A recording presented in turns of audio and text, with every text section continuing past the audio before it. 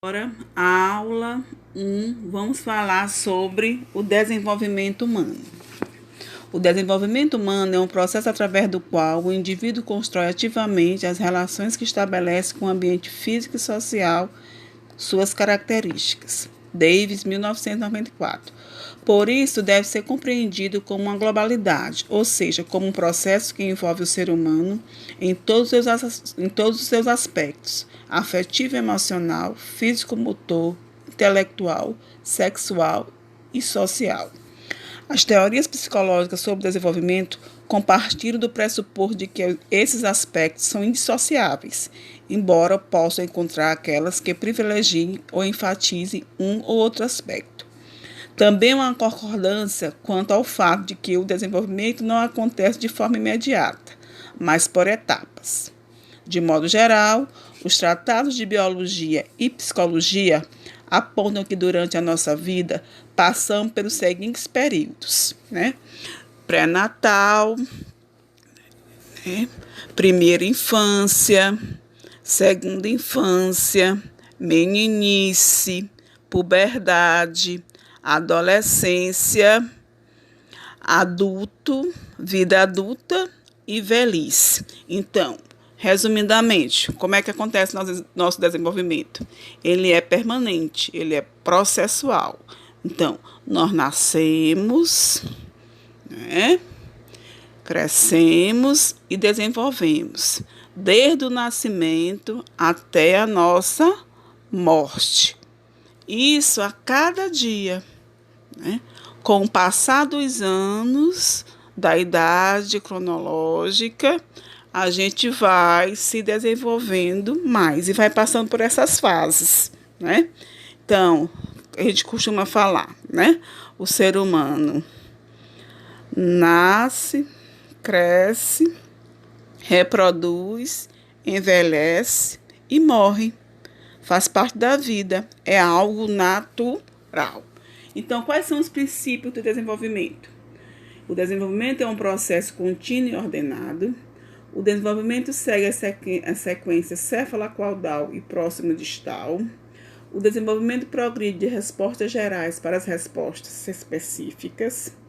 Cada parte do desenvolvimento apresenta um ritmo próprio de desenvolvimento. O ritmo de desenvolvimento de cada indivíduo tende a permanecer constante. O desenvolvimento é complexo e todos os seus aspectos são interrelacionados. Então, na psicologia, nós temos a psicologia do desenvolvimento e a psicologia da aprendizagem. E essas duas nós vamos ver aqui, né, na disciplina Psicologia da Educação, que elas são importantes, né? Então, de acordo com o desenvolvimento humano, os seres humanos irão aprendendo de acordo com as suas faces. E cada teoria busca explicar como é que acontece isso, não é? Maturidade é outra questão bastante trabalhada em psicologia, né? Quando eu falo em maturidade, eu lembro de quê? De algo que esteja maduro, né? É o conceito. É um nível de desenvolvimento em que a pessoa se encontra em comparação com a maioria das pessoas da sua idade. Então, vamos aqui para um exemplo. Por exemplo, numa sala, nós temos vários alunos. Geralmente, né, a primeira série do ensino médio, os alunos que estão cursando física, eles têm por volta 13, 14 anos. Mas nós temos vários alunos com características físicas e emocionais distintas, diferentes. Então, nós vamos ter alunos que têm a mesma idade, mas uns são mais altos, outros são mais baixos, uns são mais magros, outros são mais gordos, né? Uns são mais indisciplinados, outros são mais quietos, uns já conversam mais, outros são mais introspectivos. Então, depende de quê? A maturidade, ela é algo interna, né? Então, vem de dentro para fora. Tem alunos que você conversa com eles, apesar de ter uma idade, não é? São novos ainda, mas o raciocínio lógico, matemático, né? As ideias são bastante antenadas, conectadas. Já tem outros que são mais velhos e não se desenvolvem bem, não? São meio distraídos. Então, isso tem a ver com a maturidade. Então, quais são os tipos de maturidade? Nós temos a maturidade intelectual, né, do intelecto, do cérebro, a maturidade social, a maturidade emocional e a maturidade física. Então, todas elas são responsáveis pelo desenvolvimento dos seres humanos, né?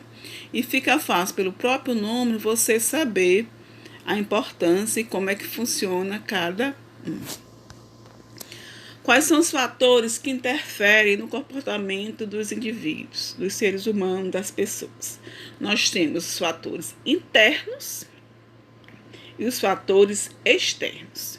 Os fatores internos nós temos a hereditariedade, né, através da herança genética dos genes que é passado nos nossos pais, os nossos antepassados, avós, bisavós, né, características às vezes físicas, mas também psicológicas, né, como cor, raça, gênero, né, mas também nós temos características psicológicas, né? O jeito da pessoa, às vezes alguém da família diz: fulano, esse menino puxou ao pai, puxou a mãe, o jeito, a maneira de falar, a maneira de se comportar, né? Então, outro fator importante é a maturação, né? Como eu falo em maturação, eu lembro de maduro, como já está pronto, né? A própria natureza vai, né, preparando a pessoa. E os fatores externos, nós temos 3. O ambiente social, que é muito importante. Aí, quando se fala em ambiente social, a gente lembra da importância da família, né? Vamos lá, um exemplo. 2 realidades diferentes. O aluno que tem uma família estruturada, pai, mãe, casa, comida, roupa lavada, um ambiente favorável à aprendizagem. Os pais acompanham, o material escolar está completo, não falta, tem acesso à informação. Já o outro não tem.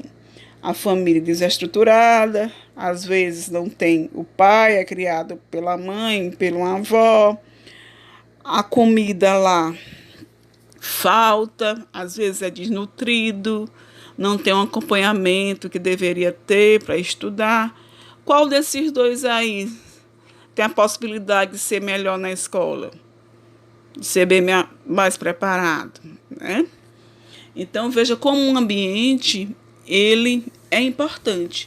Mas também não significa dizer que só tendo essas condições socioeconômicas que está tudo resolvido, né? Às vezes o aluno tem tudo, mas não é um bom aluno. Às vezes o pai investe, gasta, conversa, dá tudo para o filho não retribui isso através dos ensinamentos. E já tem um lá que é carente, pobre, tudo, com toda a dificuldade da família e tudo, o aluno é estudioso. Consegue, com a ajuda dos professores, com a ajuda de outras pessoas, se desenvolver. Então, tudo isso é bem relativo. A alimentação, né? Uma boa alimentação, uma alimentação saudável, cheia de nutrientes, né? Proteínas, vitaminas, carboidratos, é importante também para que o aluno se dê bem na escola. E outra questão é a própria natureza, né? O equilíbrio ecológico, vivendo em harmonia com a natureza. Tudo isso é importante para o favorecimento do comportamento das pessoas, dos indivíduos. Funções do motivo, né? Então, tudo na vida tem um motivo de ser. A gente busca, né, se motivar. Então, os motivos atingem o organismo. Os motivos levam o indivíduo a uma atividade, na tentativa de satisfazer suas necessidades. Os motivos dirigem o comportamento por um objetivo. Diante de um problema, uma necessidade ou um desequilíbrio, diversas ações podem apresentar-se como capazes de resolver o problema, satisfazer as necessidades ou reduzir o desequilíbrio. Os motivos se relacionam ou acentuam a resposta correta. As respostas ou comportamentos que conduzem à satisfação das necessidades serão aprendidos, mantidos e provavelmente repetidos quando uma situação semelhante se apresenta novamente. Então, nós temos que estar motivados e motivar os nossos alunos para a aprendizagem, porque através dos motivos que vai aflorar ainda mais, a nossa vontade, o nosso desejo em aprender, em realizar um bom trabalho na nossa prática educativa. E a psicologia da educação, ela vai nos auxiliar nessa missão. Ela não vai resolver todos os problemas da escola, mas ela vai ser uma aliada bastante interessante para a nossa prática pedagógica. Findando aqui a aula 1 com o pensamento de Rubem Alves. É preciso criar pessoas que se atrevam a sair das trilhas aprendidas, com coragem de explorar novos caminhos, pois a ciência constitui pela ousadia dos que sonham e o conhecimento e a aventura pelo desconhecido em busca da terra sonhada.